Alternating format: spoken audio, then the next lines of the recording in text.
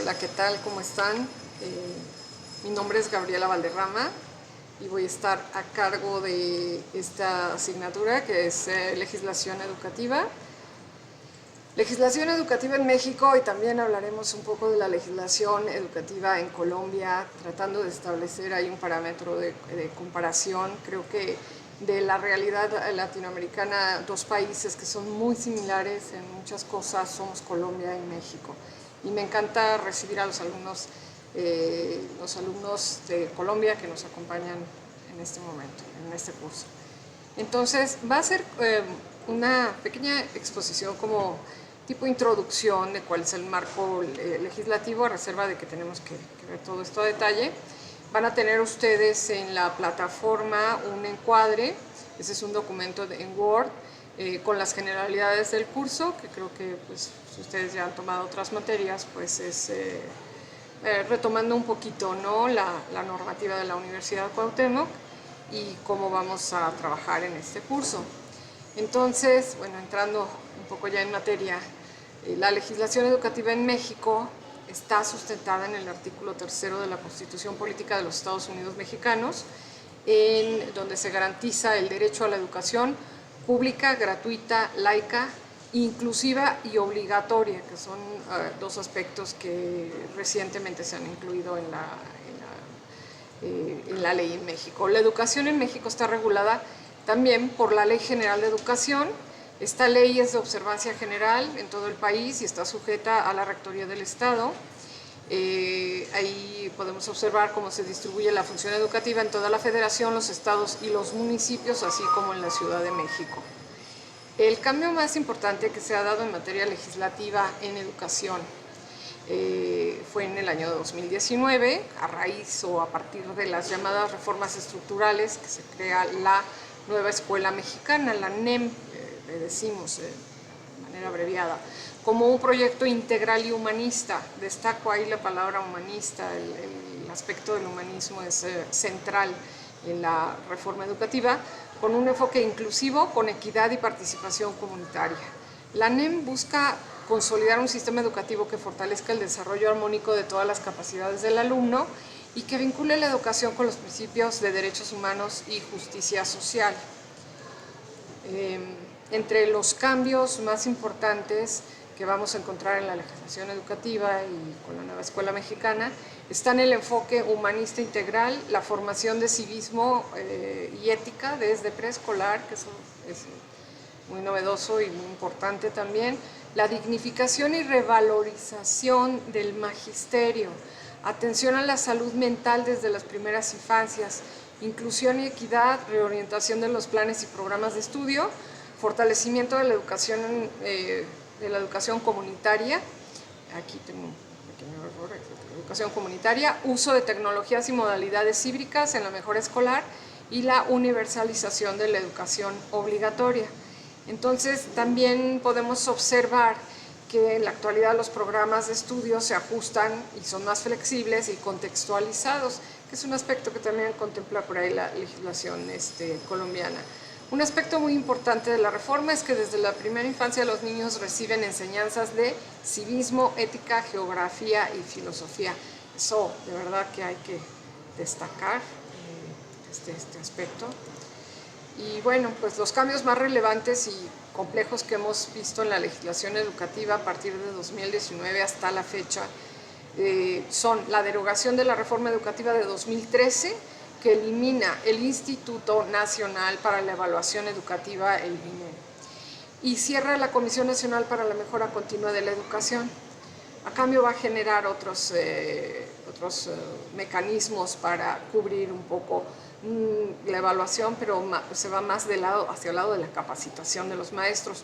La nueva escuela mexicana incorpora la Ley General de Educación con principios pedagógicos centrados en la integridad del ser humano, desde la educación inicial, con la inclusión, equidad y derechos humanos como ejes principales.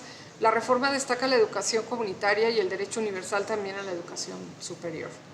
Tenemos entre los derechos y prioridades que el Estado prioriza el interés superior de niñas y niños, adolescentes y jóvenes. Ya tiene bastantes años que en México prevalece esta temática de que primero está el interés del menor sobre otros asuntos, primero el interés superior del menor. Se fortalecen programas sociales educativos como las becas Benito Juárez, Jóvenes Escribiendo el Futuro, que esta beca se les da a los estudiantes universitarios. La de becas Benito Juárez es para los niños y jóvenes, y la beca Jóvenes Escribiendo el Futuro es una beca que se da a los universitarios de escuelas públicas, ¿verdad? Es una beca, vamos a decir de alguna manera, con un monto pues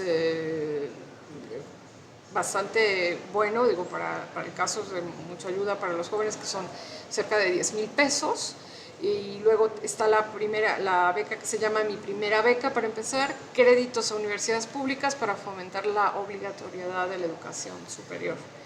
La beca sí tiene, esta beca de Jóvenes Escribiendo el Futuro sí tiene estas bases como mantener un buen promedio, ser un alumno regular, tener buenas notas, etcétera. Eso está muy bien, ¿no? No es simplemente darle la beca a todo el mundo, como podría pensarse.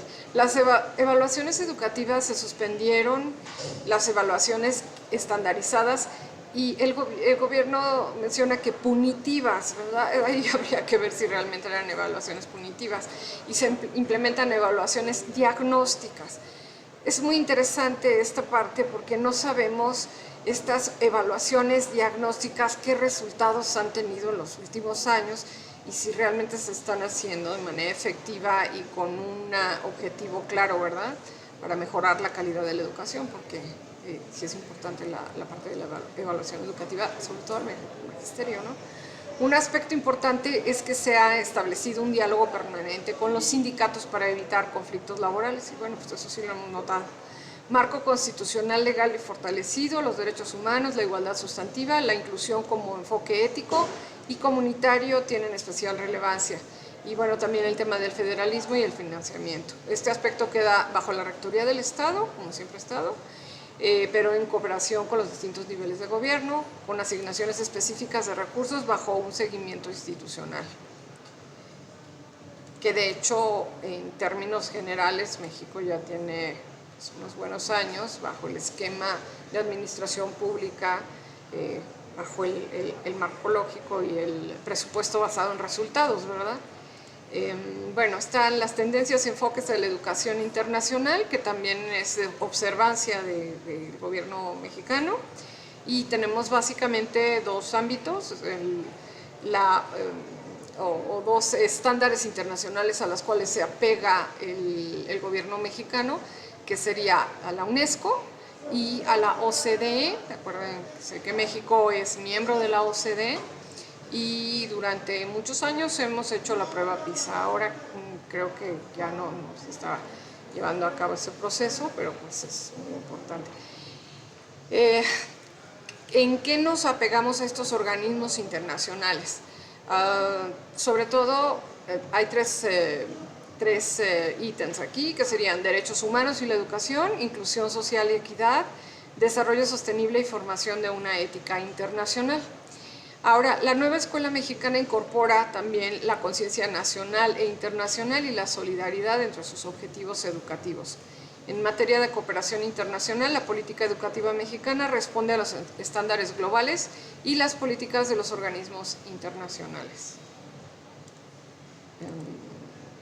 Vamos aquí un poquito una bibliografía, dos leyes las más importantes, y les puse por aquí un artículo científico, El derecho a la educación, un análisis a partir de la política educativa de las 2 últimas décadas en México, por si quieren leer un poco más acerca del tema. Creo que estas 2 décadas han sido de grandes cambios en materia educativa y sería interesante, es un artículo científico. Y bueno, empezamos un poco con el tema Colombia.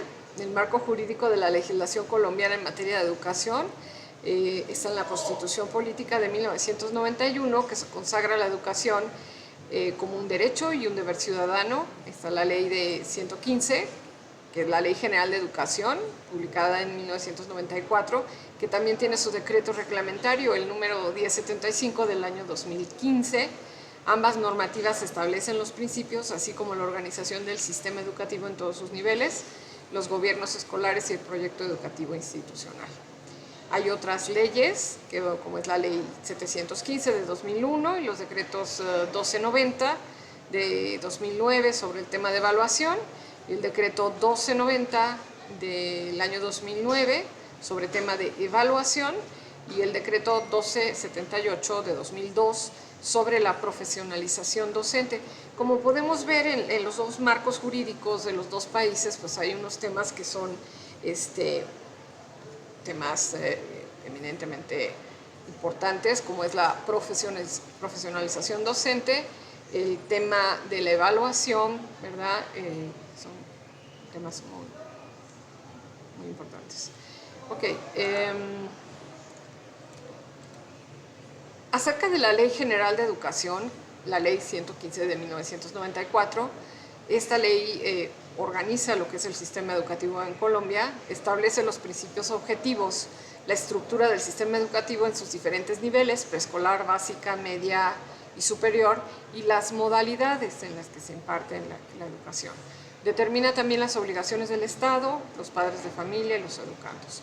A diferencia de una diferencia que encuentro entre la legislación educativa colombiana y la mexicana es que Colombia se maneja por decretos también, bueno, por leyes también, pero por decretos en su forma más ágil, por decirlo de alguna forma. Y en México tenemos o nos manejamos en materia educativa por acuerdos.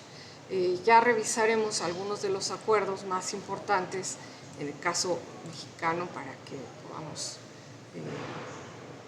poder conocer cómo se aplican. Entonces, en el caso colombiano está el decreto 1290 del año 2009 que regula la evaluación de los estudiantes en los niveles de básica y media, permitiendo en los niveles básico y medio una autonomía institucional dentro de los lineamientos nacionales.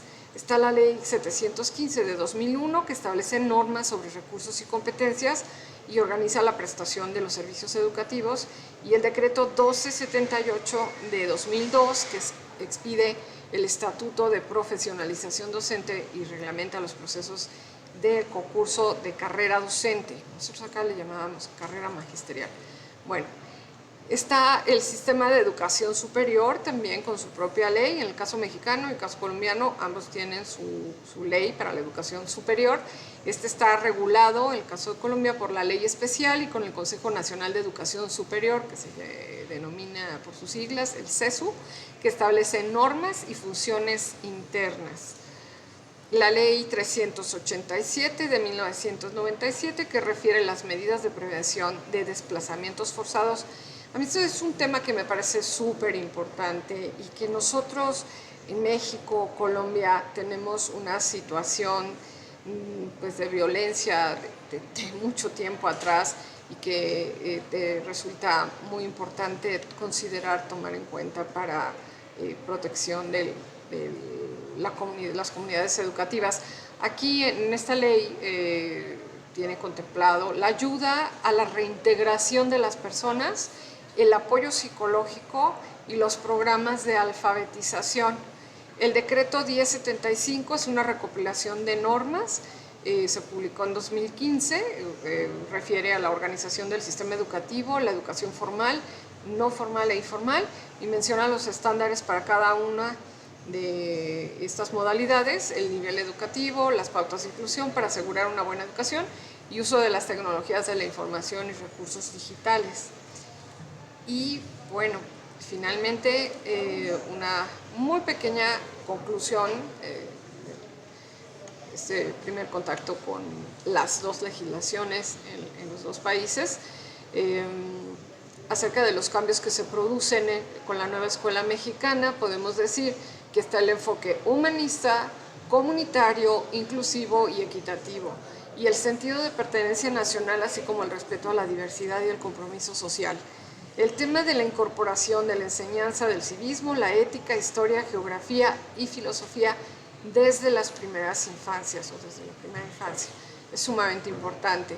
Mientras en Colombia se atiende el tema de las familias desplazadas por conflicto armado y existen mecanismos para integrar a los niños en espacios de paz para continuar sus estudios, en México aún no se atiende este tema. Eso es un poco triste.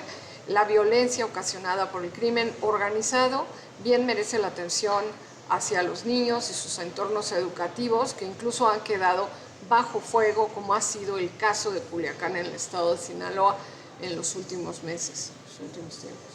Un tema que me parece que sí no se menciona en la legislación educativa mexicana, aunque no vemos, sí se menciona en la legislación educativa mexicana, pero que no vemos que se esté atendiendo con la urgencia que se requiere, es el tema de la salud mental de los estudiantes de todas las edades, pero en lo general de la comunidad educativa, los profesores, incluso del entorno familiar, o sea, de todos los actores que tienen que ver con la educación. Esperamos contar con importantes aportaciones de los alumnos del doctorado que nos acompañan desde Colombia y poder establecer un poco esta metodología del análisis comparado para enriquecer los trabajos que se van a realizar en este curso tan interesante que tenemos enfrente. Bueno, pues era lo que les quería comentar.